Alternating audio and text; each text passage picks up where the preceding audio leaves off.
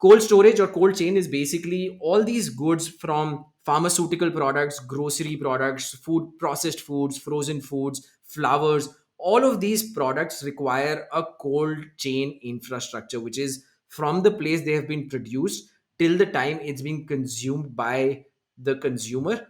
They need to be in a relatively temperature controlled environment. The problem is most of India's cold storage capacity, which is about 300 lakh tons, metric tons or something like that, growing at a very fast pace, again 15 to 20% to 400 lakh metric tons in the next 2 3 years. Most of this, 60 to 65% of this, is just for potatoes. We only store potatoes in these cold storage facilities, which makes sense because we produce a lot of potatoes and we need them year round. They make for decently, they can be frozen and they can be kept in cold environments for a very long period of time. And I get it, right? I mean, to feed 1.3 billion people, you need the kind of food that you need. What I'm What about saying onions though? is, onions, I think, can be stored. I don't know if they grow more frequently or if they can be stored in a drier environment. I don't know what's the case there, but onions didn't pop up in cold storage at all. It's funny you mentioned flowers. I have a friend who used to grow flowers. He's gotten out of the industry now, but he mentioned that cold storage was one of the issues because where his farm was uh, versus the port was about, I think, a 4 5 hour drive to the port, and it was, first of all, there were no cold storage facilities at the port. There was It's difficult to get cold storage trucks, and all of these issues were one of the reasons why he stopped. One of the many reasons why he stopped flower Yeah. production. Yeah. Yeah, exactly. So significantly underserved in terms of what the industry requires versus what we have so far. And if you even look at the aspirations and the kind of consumer behavior that's changing, there's more processed foods that's being bought. There's online groceries where people are relying on online groceries for their grocery needs, which online groceries need to be stored in a cold warehouse sort of an environment. Pharmaceuticals, both the exports of pharmaceuticals and the consumption within India, and COVID really taught us, with vaccinations needing to be in a certain temperature. A lot of these sectors are booming, and these sectors have to rely on cold storage as a way, as a foundation for them to actually achieve the growth potential that these sectors have, right? Which is why cold storage is one of those upcoming trends. And like you said, it's also one of those trends that private equity players and international institutional investors are looking at in India, because it can give you a yield of 12 to 15% very easily if done right, obviously. But the problem is it's capital intensive. It's double the cost of setting up a normal warehouse because you need all those insulation and refrigeration equipment and stuff like that. But you can get 4 to 5 times the rental yield compared to a normal warehouse because of the supply crunch that's there in the industry, right? We have about 8,200 cold storage facilities in India. 75% of them are single commodity cold storage. What that means is you can't really store more than one commodity. Why is that the case? Because different commodities need different sort of temperature, humidity, pressure, and a bunch of different variables. And the way these cold storage facilities have been set up is these giant warehouses with insulation and stuff like that. So there's no way you can do multiple commodity, and that's a big And push that the industry is making.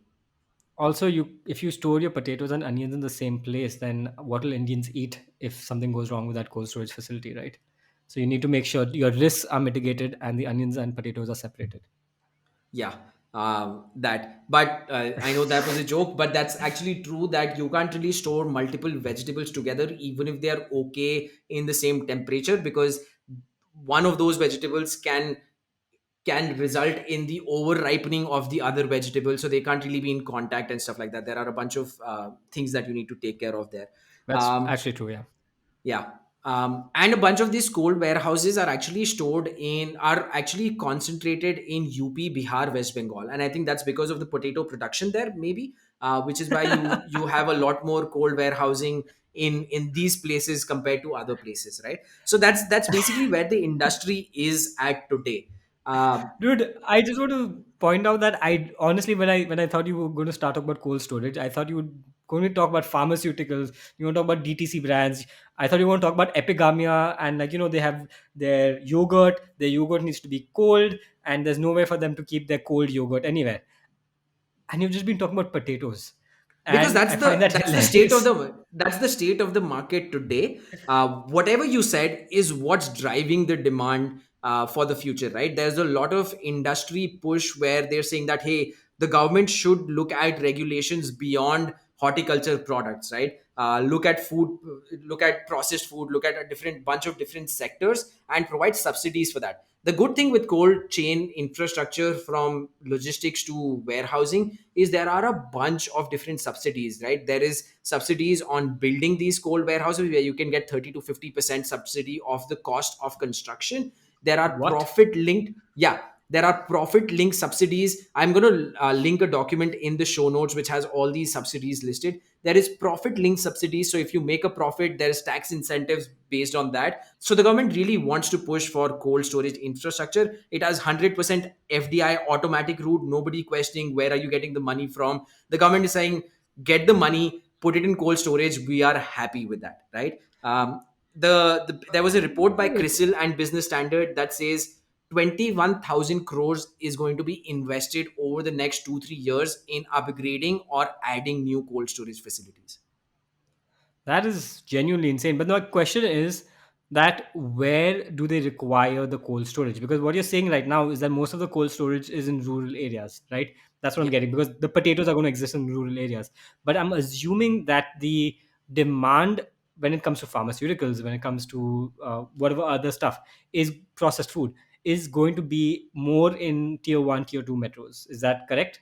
100%. So that's a big glaring gap in the cold storage infrastructure in India. Is most of the cold storage infrastructure is at the source, right? So this could be farmland for potatoes and stuff like that. This could be production facilities for pharma products. So as soon as they're produced, they're stored in a facility nearby that has cold storage. So most of the cold storage in India is actually at the production level or near the production centers. What we need now is distribution across India in tier one high population areas, high density of population. We need warehousing, cold storage there, and what you also need is smaller warehousing there, right? The one that you see in near production centers are 100,000 square feet, versus one of the reports was talking about India needs 10 to 15 to 20 30,000 square feet of cold storage warehousing in nearby peripheries of tier 1 areas, peripheries of tier 2 areas, right?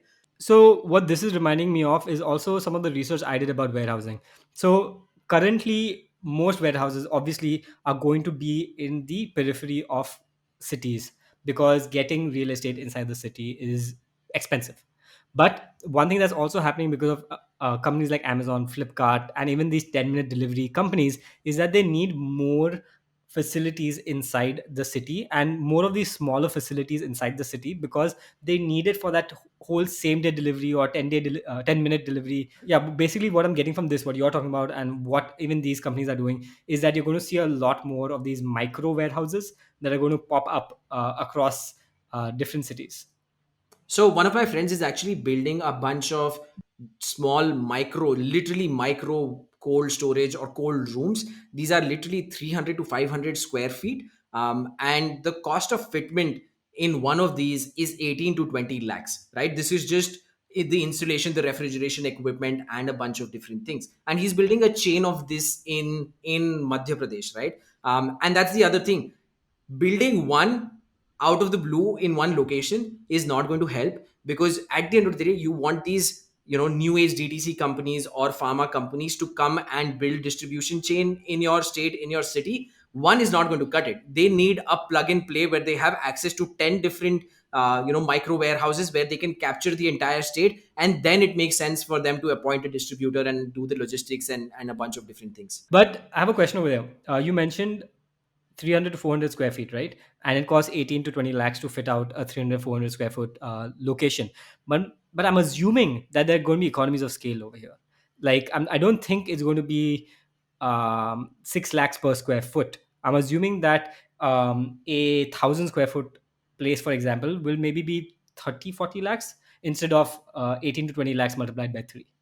right? I'm assuming so too, because the equipment remains the same, maybe slightly marginally higher. I'm assuming so too. That the cost is not going to proportionally increase as you increase the But it thing. is expensive, no matter what. Yeah. One of the funny things, in this cold storage, there's a lingo called zero to positive and zero to negative, which is basically saying 0 degrees to 3, 4, 5 degrees, which is not for frozen food, but stuff that needs to be cold, like the yogurt that you were talking about, epigamia Yeah. yogurt, doesn't need to be frozen, but needs to be in a cold room. And there's obviously the ice creams and a bunch of other things which literally need to be frozen, which is zero to negative. The government subsidies are on zero to positive. The government subsidies are not on zero to negative, which is weird. I don't really get why you won't subsidize the zero to negative. Maybe those are more luxury products compared to the others, which are more essential. I'm assuming that's the logic.